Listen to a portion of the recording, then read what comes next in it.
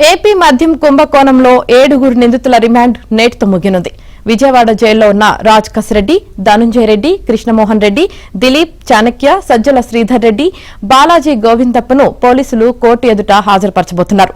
ఇక ప్రధాన నిందితుడు రాజ్ కసిరెడ్డి వాంగ్మూలం నమోదుకు అనుమతి కోరుతూ ఎన్ఫోర్స్మెంట్ డైరెక్టరేట్ దాఖలు చేసిన పిటిషన్పై విచారణను ఏసీబీ కోర్టు నేటికి వాయిదా వేసింది.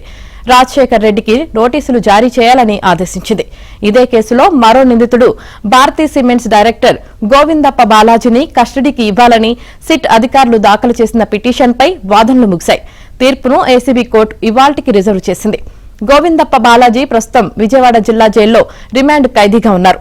మరో నిందితుడు విజయవాడ జిల్లా జైల్లో రిమాండ్ ఖైదీగా ఉన్న సజ్జల శ్రీధర్ రెడ్డి బెయిల్ పిటిషన్ విచారణను ఏసీబీ కోర్టు మంగళవారానికి వాయిదా వేసింది. ఇక ఈ కేసులో కసిరెడ్డి వ్యక్తిగత సహాయకుడు పైలా దిలీప్ బెయిల్ పిటిషన్పై సిట్ అధికారులు సోమవారం కౌంటర్ దాఖలు చేశారు.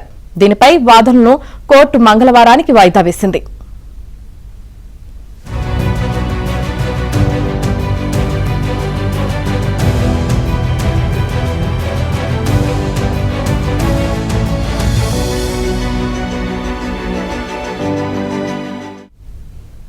మద్యం కుంభకోణం కేసులో తన అరెస్టును సవాల్ చేస్తూ కసిరెడ్డి రాజశేఖర్ రెడ్డి అలియాస్ రాజ్ కసిరెడ్డి, ఆయన తండ్రి ఉపేందర్ రెడ్డి దాఖలు చేసిన పిటిషన్లపై తుది తీర్పును సుప్రీంకోర్టు రిజర్వ్ చేసింది. తీర్పు అనుకూలంగా రాని పక్షంలో బెయిల్ కోసం హైకోర్టునే ఆశ్రయించాలని రాజ్ కసిరెడ్డికి సూచించింది.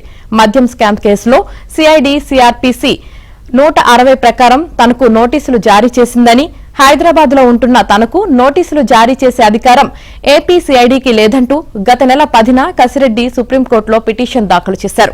తన కుమారుడి అరెస్టు అక్రమమని, జ్యుడిషియల్ రిమాండ్ విధిస్తూ ఏసీబీ కోర్టు ఇచ్చిన ఉత్తర్వులను చట్టవిరుద్దంగా ప్రకటించాలని కోరుతూ ఆయన తండ్రి ఉపేందర్ రెడ్డి హైకోర్టులో హెబియస్ కార్పస్ పిటిషన్ దాఖలు చేశారు. ఏసీబీ కోర్టు ఉత్తర్వుల్లో జోక్యానికి హైకోర్టు నిరాకరించడంతో ఆ తీర్పును ఉపేందర్ రెడ్డి ఈ నెల 9వ తేదీన సుప్రీంకోర్టులో సవాల్ చేశారు. ఆ 2 పిటిషన్లను కలిపి ద్విసభ్య ధర్మాసనం విచారించింది.